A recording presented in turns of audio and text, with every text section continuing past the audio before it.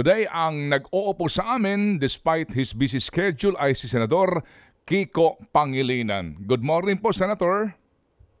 Ay, good morning. Good morning sa iyo, Ted, kay DJ Chacha at sa mga nakikinig sa inyong lahat. Magandang umaga po sa kanilang lahat. Opo, tayo po live din sa 1PH Broadcasting Nationwide at sa ilang pong himpilan po ng FM stations na ngayon po naka-hook up din sa atin nationwide. Chacha, go ahead and do the first set. Good morning po, Kasi Senator mahaba-habang Kiko. set ito. Magandang Good morning umaga. and thank you for having me. Magandang umaga. Pasensya na, medyo tama si Ted. Kaliwat kanan ng ating mga... Opo. Okay lang po sa mga naiintindihan commitment. namin. Pero thank you for Yes. being with us today. Alam naming busy pa rin po kayo today pero umuupo kayo no para makasama namin sa programa. Kamusta po kayo muna ngayon, Senator? Kasi medyo matagal-tagal na rin since nung huli po tayong nag-usap. Well, okay naman. Biglang nagbaliktad ang aking mundo dahil hindi ko nga ito hinahangad nung na tumakbong Vice President. Sabi ko nga, ang VP na pinupuntirya ko, VP, vegetable planter lang at re-election.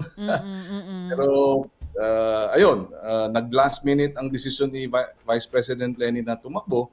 At naging last minute din yung kanyang desisyon na ako'y hilingin na tumakbong Vice President. So medyo abala dahil hindi ito ang ating plano. Ngunit sabi nga nila, thy will be done.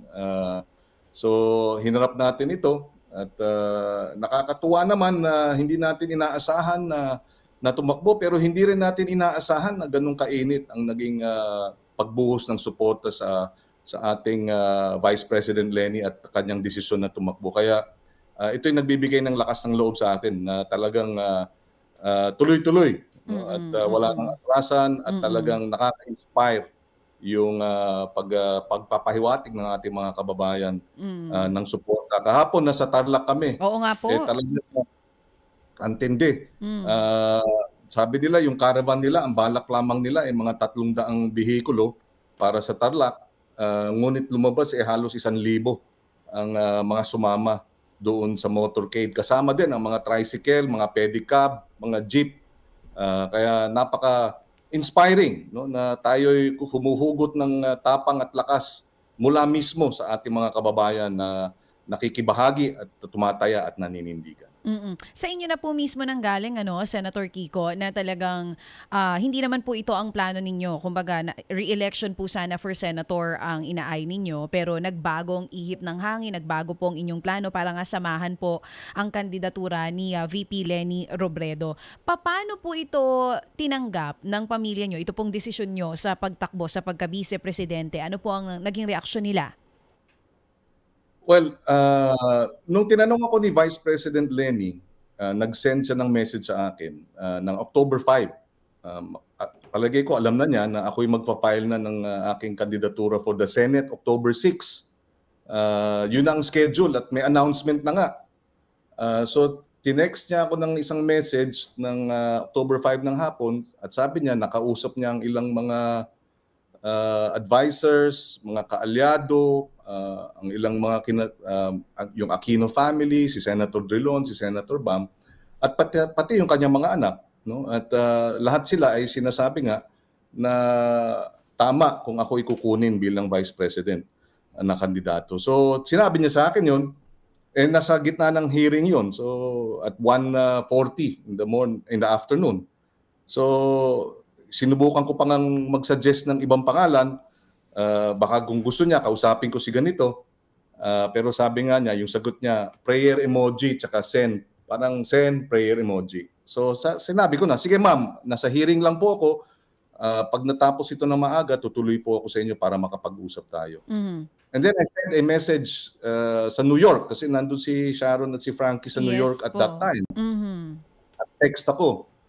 Pero ang alam ko, tulog na sila kasi 2 o'clock in the morning sa New York. So sabi ko, VP Leni is asking me to be her VP.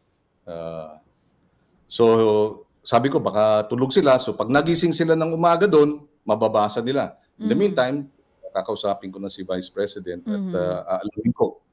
So personal. And then yun, hindi ko na napansin yung sagot nila ni Sharon kasi nga I assume tulog. And then eventually nag-text sa akin si Frankie na nagdasal daw sila nung nakuha nila yung message.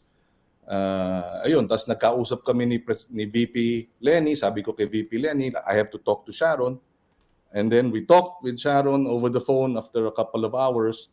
At sabi ni Sharon sa akin, kung pinalalangin natin ito, nagdasal sila ni Frankie, nagdasal din kami. At sabi niya, kung saan ka, kung ano ang decision mo, sabi niya, we will support you. So yun ang naging ano. So sabi ko, sige, allow me, sabi ko kay VP, ma'am, nagkausap na kami ni Sharon. Kung maaari, ngayong gabi, October 5, ay bigyan ako ng panahon para makapag-discern pa at makapagdasal at sasabihin ko sa inyo bukas ng umaga, October 6. Yun. So, in the end, ang sabi nga ni Sharon, kung nasaan ako, susupport siya. And that's how it happened. Senator, ito pong desisyon nyo na tumakbo nga po sa pagka-vice-presidente, hindi po ba ito nakakaapekto sa inyo pong relasyon sa pamilya ninyo? Dahil alam naman po ng iba na si Sharon Cuneta po, ang nanay ni Miss Sharon, ay kapatid po ng ni Miss Helen Gamboa. Ito po bang pagtakbo ninyo nga sa pagka-vice-presidente, hindi po ba ito nakakaapekto nga sa inyong relationship naman kay Miss Helen Gamboa at kay Tito Sen Soto? Well, tama yan. In fact, doon sa pag-uusap namin ni Sharon on that first time, sabi nga, yun ang unang concern naming dalawa. No? Kasi nga, siyempre, family, no? And talagang ako naman, hindi ko naman talaga planong tumakbong VP. Kaya concern talaga yon, isa sa mga concerns. But sabi nga, we prayed about it. And at siyempre, masakit at malungkot, hindi madali. Pero sabi ko nga, lahat ng pamilya may kanya-kanyang family conflict, di ba? Differences. May mga hitwaan, lahat ay may ganong dinadaanan sa buhay ng pamilya. We're no exception. Yun nga lang, siyempre, very public kami. But we hope, sabi ko nga, ang panalangin din namin ni Sharon is eventually there will be reconciliation, and if there was hurt caused, diba, na may mga nasasaktan, ay we also pray for forgiveness eventually. But in the end, sabi ko nga, this is more than family. This is really, parang sa akin ay, we're doing this also for our children, for a better future. So, gusto nating mas maganda. Mahal natin ang ating mga anak, mahal natin ang ating mga pamilya, at gusto natin na paglalaban natin ang mas magandang bukas para sa kanila, a better future for them. And that's what we're doing here. Senator Kiko, since nabanggit nyo na po na ito nga po medyo may kaunting problema ngayon at hidwaan or reconciliation. Balikan po natin, nasabi nyo kanina na tinext nyo si Miss Sharon para ipaalam sa kanya na inaalo kayo ni VP Lenny na maging vice-presidente niya.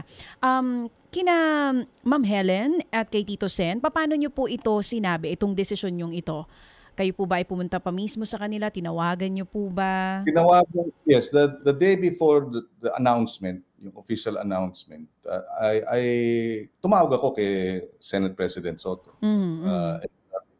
Yun, binanggit ko nga sa kanya na parang gusto ko talagang masabi sa kanya ng personal, at nagpasalamat ako na tinanggap niya yung aking tawag. At ayun, sinabi ko sa kanya yung naging desisyon, yung sitwasyon, na hindi naman talaga ito ang ating plano, ngunit ika nga, we were painted, naipit na, hindi naman naipit, pero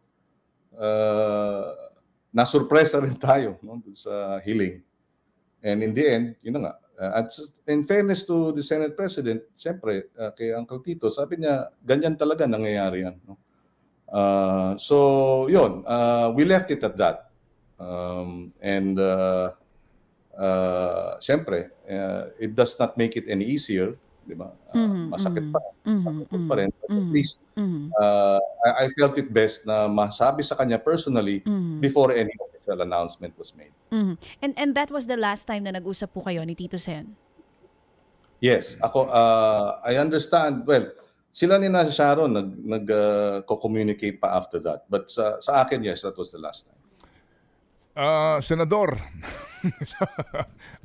alam niyo sir, naunawaan po namin yung mga personal na mga bagay na gusto rin po malaman po ng ating mga kababayan. Pero ngayon po, ang reaksyon ng iba, kayo mismo umaamin na ang nangyari po ay biglaan.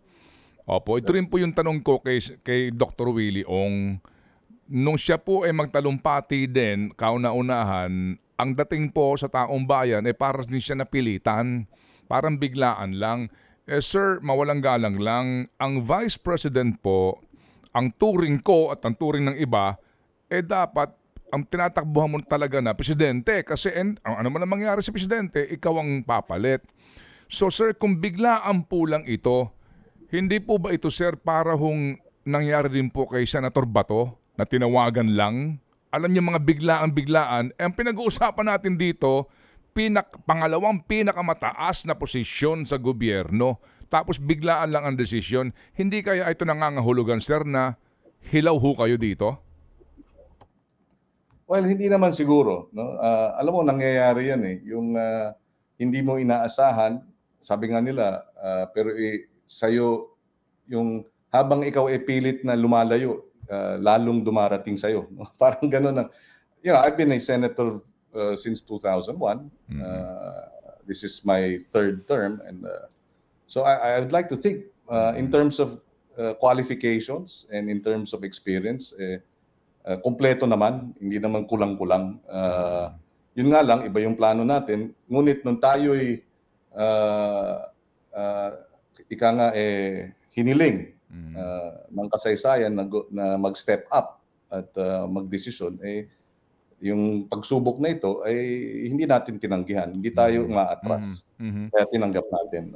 Iba man ang plano natin, at iba, sabi nga, iba rin ang plano ng Diyos. Kahit biglaan pa siya at hindi ito ang plano natin, palagay ko ang track record naman natin, ang experience natin, ay handa tayo na harapin itong mga... At kung hindi naman tayo handa in terms of experience, hindi rin natin tatanggapin ito. So tinanggap natin ng buo. Nung nagpasya na tayo, talagang buo na ang loob natin.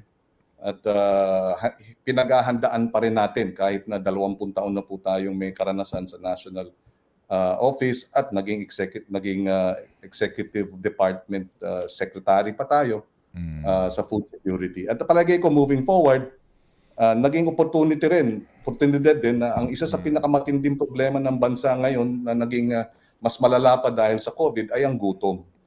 At I'd like to think na yung aking karanasan na mahigit isang dekada sa agriculture and fishery sector ay makakatulong kung tayo palarin na mapaganda ang ekonomiya, matigil ang gutom, gumanda ang ani ng ating mga magsasaka at mangingisda para talagang ma-address yung food security. Mabuti po't sa inyo ho nanggaling yan, yung stint ninyo nung panahon po ni Pangulong Aquino bilang isa sa mga kalihim ng kagawaran po ng agrikultura. Kasi sa kasaysayan natin sa Pilipinas, yun lang po makakataon na naging dalawa ang Secretary ng Agriculture. Ikaw at saka si Proceso Alcala.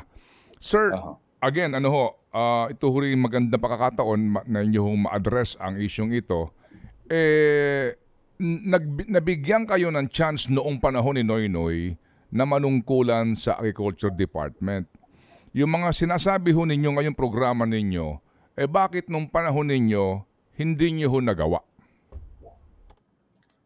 Well, actually, hindi naman totoong hindi nagawa. In fact, marami tayong nagawa pero hindi tinuloy. Lalo na nung kasalukuyang administrasyon. Napababa natin ang presyo ng bigas sa loob ng isang taon. Ang inflation rate nun 15%, naging 0.1%. Na-manage natin yung supply ng tama. Nag-angkat tayo ng bigas. In the history of NFA, first time nagkaroon ng failed bidding. Ang dahilan, masyadong mataas yung presyong ino-offer ng Thailand at Vietnam. Hindi natin tinanggap yung mataas na presyo. Ni-reject natin. At nag-negotiate tayo ng mas magandang presyo na mas mababa. Sa loob ng isang taon at kalahati, nakatipid tayo ng 6 na bilyong pisong halaga ng pag-angkat ng bigas dahil nga mura natin binili. At dun sa Cocolisa, pagpasok natin, 2 milyong puno ng niyog ang nasasalanta ng isang malaking pest outbreak o epidemya ng peste.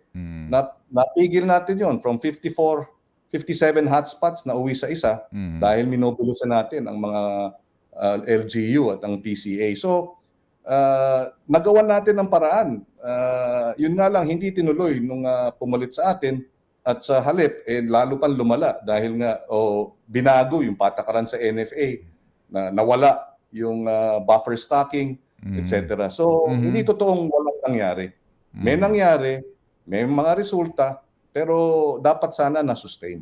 Opo.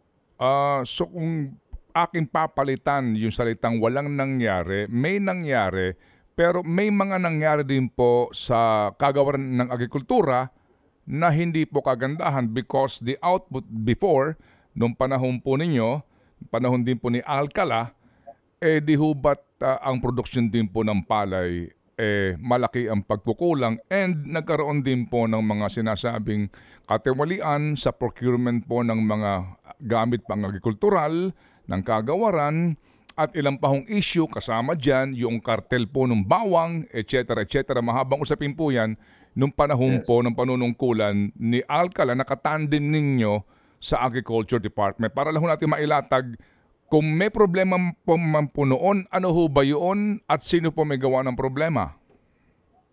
Well, ang nangyari kasi ron, kaya nga ako pumasok, no, dahil meron ng mga challenges doon sa burokrasya. Hindi natutugunan nga yung populisat, yung importation ng bigas, hindi tama. Yung sa NIA, National Irrigation Administration, nagbabangayan yung management at yung rank and file. Nagsampahan pa ng kaso, tapos meron pang mga paid ad. Yung Fertilizer and Pesticide Authority, yun nilipat sa atin. At yun, ginawa natin ng paraan na masolusyonan. At I think in the end, mas maganda ang naging resulta. So yun ang kwento ron, no? Nagka-problema sa hanay ng agrikultura. Hiniling tayo ng ating dating Pangulo na tumulong at pumasok tayo at tumulong tayo. Opo. Para tayong bombero noon, pumapatay ng mga sunog. Naalala ko, ini-interview nyo pa ako noon na Opo. Ted, no? Tungkol nga dito sa NFA. mga importation, smuggling. Opo. Nagsampa pa tayo ng mga kaso. You know, we filed cases against smugglers as well as against traders. Sinuspende natin, pati ang NFA. Mga regional managers. Kinasuhan natin ang regional, yung mga NFA sa regions 3, region 6, region 5, region 9. At sinuspend natin sila. Nagkaroon ng administrative cases. Kaya we did as best we could. At dahil dito, na-manage natin na ipababa natin yung presyo ng bigas at gumanda. Ano ho ba ang kwento noon? Kung mamarapatin po ninyo bago po ako magdagdag pa po ng tanong. Ano ba ang kwento niyon? Bakit po hindi matanggal-tanggal si Proseso Alcala? Well, of course, wala na si Pinoy, no? That's really up to the president, prerogative na yun. Tayo ay hiniling lang na tulungan at hanapan ng solusyon yung ilang mga problema. Opo.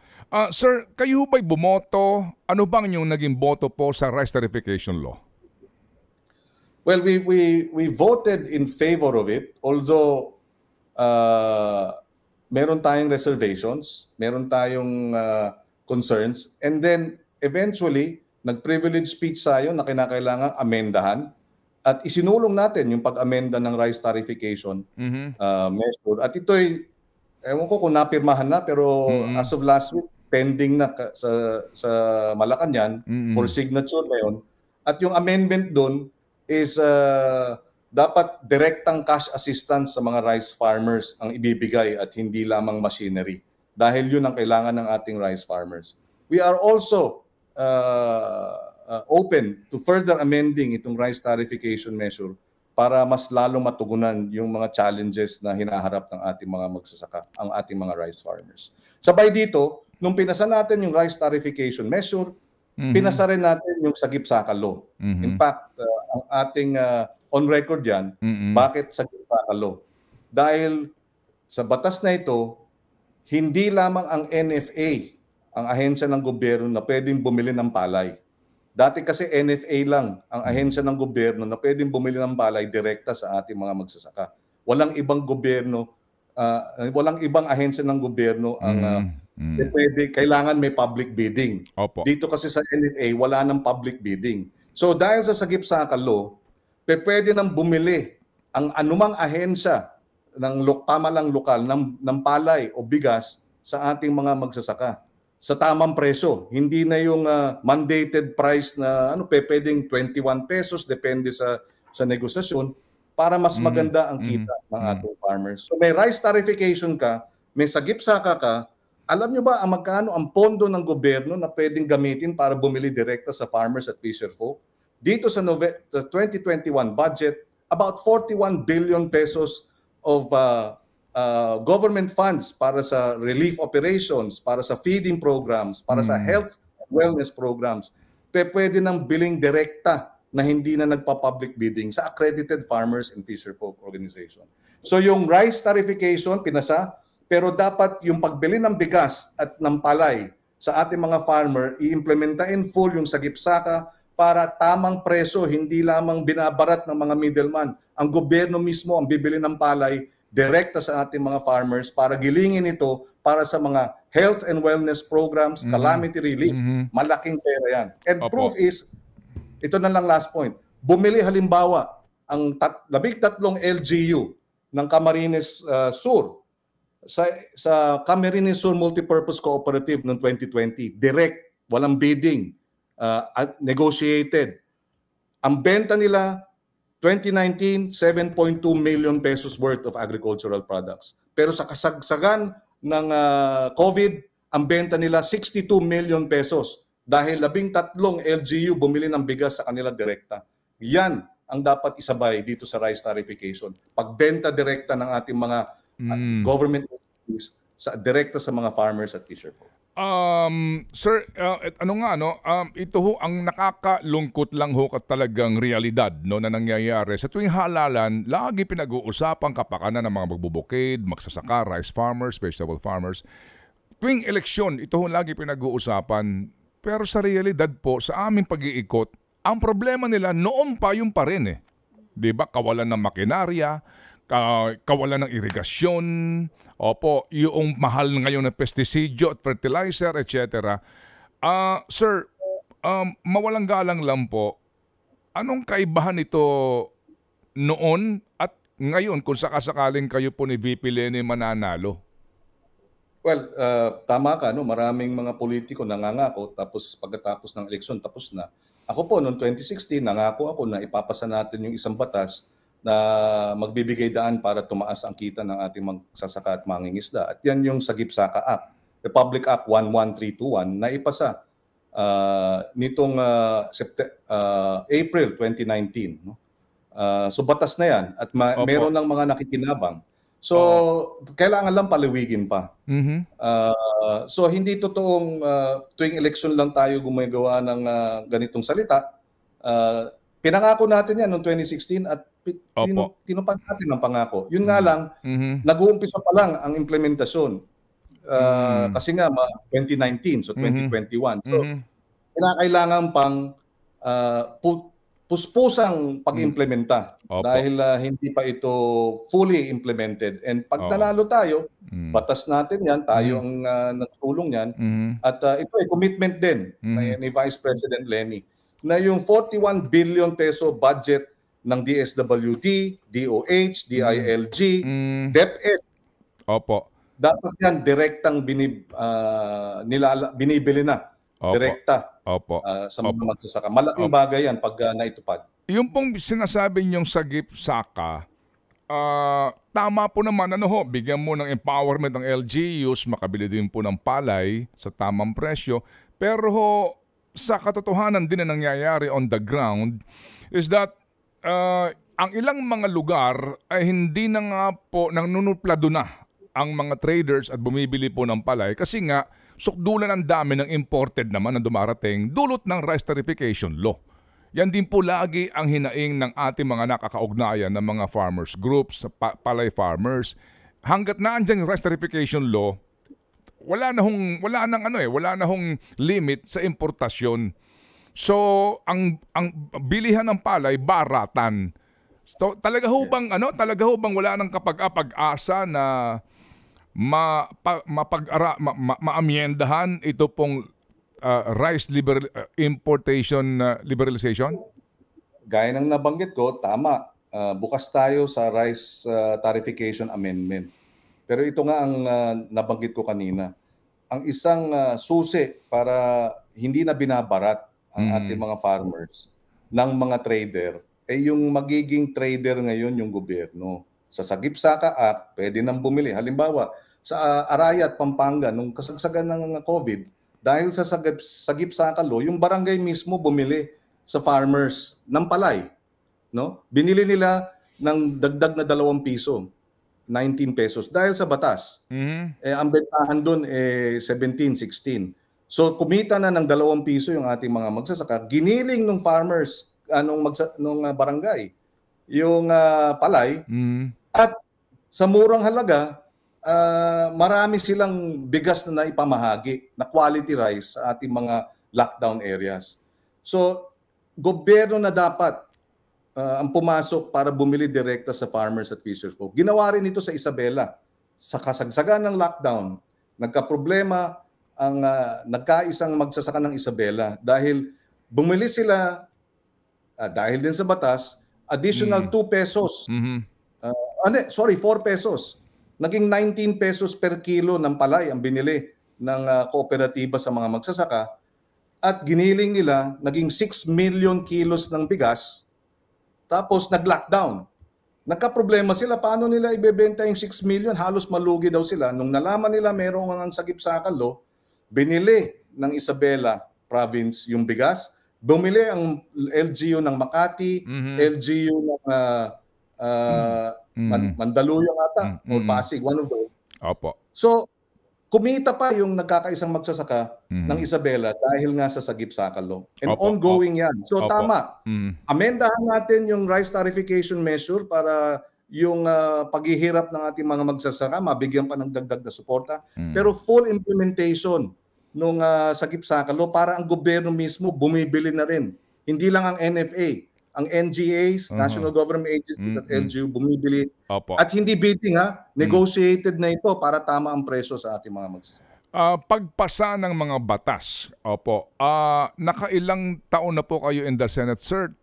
Tama ba ho ako? 12 years? Nagkaroon lang ho kayo ng break? No? 12 years. 3-year break and then bumalik ng another 6 years. Yes. So this is we're going into our last year of our third term. Yes sir. At kung sakasakali nga po, another 6 years yan kung kayo po itatakbo for re-election. Senador, pagpasa ng batas, isang batas na napaka-importante para sa mga farmers, para ho sa lahat ng mga Pilipino sa panahon po na nagbabagong klima, ang National Land Use Act. Senador, kung talaga pong kayo ay para sa kapakanan ng mga magbubukid, bakit po ninyo hindi maipaglaban na maipasa na ang Land Use Act sa Senado? Well, unang-una, tama ka. Importante yung Land Use Act. In fact, tayo ang principal author. Nag-file tayo ng version ng Land Use Act itong nakaraang Kongreso, itong current Congress. At nai-refer ito sa Committee on Environment. Alam din siguro ng marami, tayo ay nasa minority, hindi tayo nasa majority. This time around. No?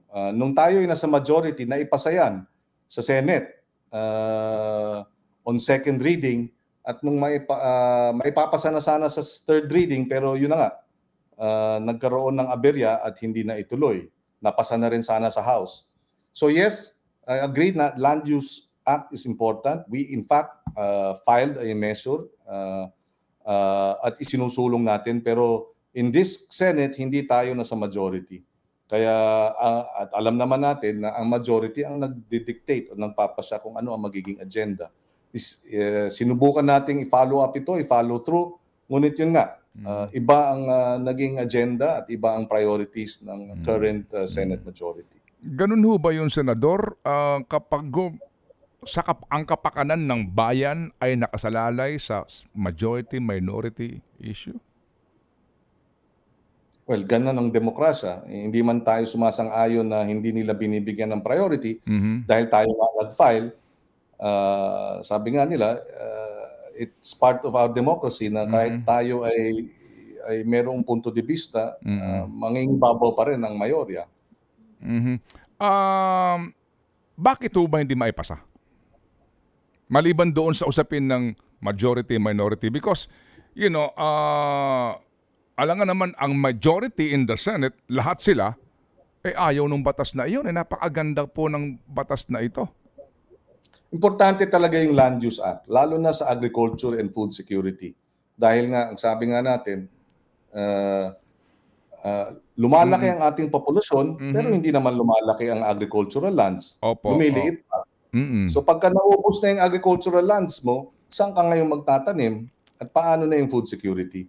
And land use, the Land Use Act is precisely to ensure that there is agricultural lands na hindi pwedeng ma-convert.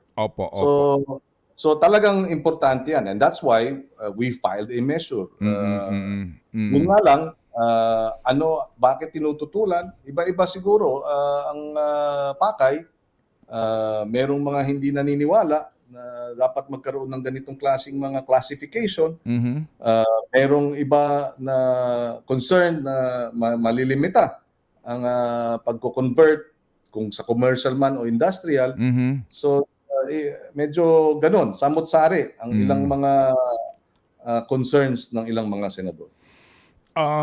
Sige po, how we wish na mahaba-haba pa ang talakayan tungkol sa agrikultura, kasi nga maikwento ko lang nitong nagdaang weekend kasama ko yung dalawa kong apo at bumabaybay kami sa San Rafael, Bulacan, at aking tinuturo sa kanila yung palayan, palayan, and then ayun nga po, tinayuan na ng mga bodega. No? At ang iba nga po ay mga palayan na tinatambakan na. I'm telling them, ito mga rice field, nawawala na ito. No? At ang sinasabi ko nga, baka paglaki nila, wala na silang makita na palayan. Ayun nga po, kaya ako nagtanong sa inyo, dito po sa Land Use Act na ito. At dito may mga tao hindi makatiis at magtanong na, sorry po Senator, with all due respect, ang kanila, bakit daw po ninyo hindi diretsuhin ang sagot doon sa katanungan?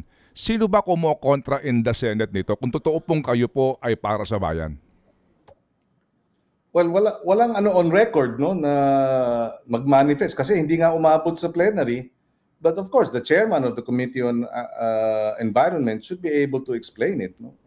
Baka mas mabuti dahil talaga ang chairman naman ng mga komite ang merong first crack, ika nga, sa mga panukalang batas natin. And the chairman right now is Senator Cynthia Villar. So it would be good, di ba, an opportunity na baka bigyan siya ng pagkakataon na may paliwanag ano ang posisyon niya sa Land Use Act. Okay, sige po. Thank you very much po. At least yung ating mga nanonood ngayon na nagtatanong, narinig po ang inyong kasagutan po dito. Sir, formally issue lang po ngayon. Ang sabi po ni Senator Bato, ang exact quote sa kanya, humahaba na masyado, unnecessary na daw po ito. Kayo po sir, tingin niyo ho ba meron pang dapat i-explore o dapat pang malaman? Ano ho yung pananaw ho doon? Well, hindi sana hahaba ito kung hindi pinigil ang mga resource person na humarap para mahalaman natin ang katotohanan. Kaya lang to humahaba dahil pilit na ikinukubli o itinatago ang katotohanan. Kasi kung lumabas na ang katotohanan, di tapos na sana. Yun nga lang, nakikita naman ng ating mga kababayan, yung mga sagot, umiiwas, nagsisinungaling, nagbabaliktaran, tapos pilit pang dinedepensa. So ito ay humahaba dahil ang ating layunin ay yung katotohanan. At humahaba ito dahil pilit na pinagtatakpan yung katotohanan. Hindi namin pinapahaba ito dahil gusto namin. Pinapahaba ito dahil hindi natin makuha ang katotohanan dahil pilit na pinagtatakpan. Opo, opo. Sige po, Senador, ang dami pa hong katanungan dito. Alam ko po napaka-busy po ninyo. Baka ho tayo maaari magkaroon ng part 2 dito eventually ho para marinig pa ho ng taong bayan ang ilang pang plataforma po ng inyong tandem ni VP Leni. May ilang pang huling katanungan lang po si DJ Chacha. I hope you don't mind po, Senator Kiko. Ha? Go ahead, Yes, Chacha. go ahead. Senator Kiko. Thank you. Mag-part 2 tayo if it's kung kailan ang susunod. Sige, go ahead, DJ Chacha. Yes po, Senator Kiko, last question na lamang po. Ang focus po ninyo ni VP Leni ay yung 3K po na sinasabi ninyo, kalayaan mula sa pangambang magkasakit, kalayaan sa gutom, kalayaan sa kakulangan sa edukasyon. Paano nyo po sisiguruhin na sa darating na kampanya ninyo po para sa 2022 elections ay maipaparating nyo po yan sa lahat ng mga Pilipino? Well, ang katunayan dito ay sabi nga ni Vice President Leni, bangaman wala tayong malaking budget at panggastos sa kampanya, ay ang meron kami na wala ang iba ay yung talagang mapusok na mga volunteer na talagang aktibong-aktibo. So paano natin ipapaabot sa ating mga kababayan ang ating programa? Pagtutulungan namin ng aming mga kandidato sa Senado, ang ating presidential and vice presidential candidate, pagtutulungan namin kasama ang ating mga volunteer, kasama ang taong bayan mismo. Kami naniniwala na walang anumang puwersang politikal ang maaring tumapat sa puwersa ng taong bayang tumataya, kumikilos, sama-samang naninindigan tungo sa isang layunin. At ang layunin natin dyan, masugpo at mamanage ng maayos ang COVID para manumbalik ang sigla ng ating ekonomiya, matugunan na ang gutom at kawalan ng hanap buhay at trabaho. I think the first order of business in the first 100 days should be to be able to manage COVID effectively. Magkakaroon talaga ng mass testing, tracing, isolation, yung ayuda dapat mabilisan, at siyempre suporta sa frontliners na sila ang talagang pinakasundalo dito sa gerang ito. So pagka na-manage na natin ang COVID effectively, hindi mawawala ang COVID, pero mamamanage natin ng tama, manunumbalik ang normalcy kahit paano at magkakaroon na ng kasiglahan ng ekonomiya. That's when the economic recovery will take place and jobs will be created. Opo. Senador, ito po lahat last na ho ng katanungan galing po sa aming mga sa mga reporters po namin. Ano daw ho ang reaksyon po ninyo doon po sa final na disqualification case laban kay Mr. Marcos? Well, lahat tayo, no? Ito'y sinyalis na rin na aktibo ang ating mga kababayan at sila'y kumikilos base sa kanilang mga paniniwala. And in that case, mabuti na magkaroon ng kaliwanagan ito sa COMELEC dahil my understanding is meron ata yung final judgment sa tax case at may conviction. So COMELEC should act on this, and kung hindi ito ma-resolve sa COMELEC hanggang sa Korte Suprema. So this is a citizen's petition, and this is part of our democracy, and therefore magandang magkaroon ng kaliwanagan sa usapin na yan.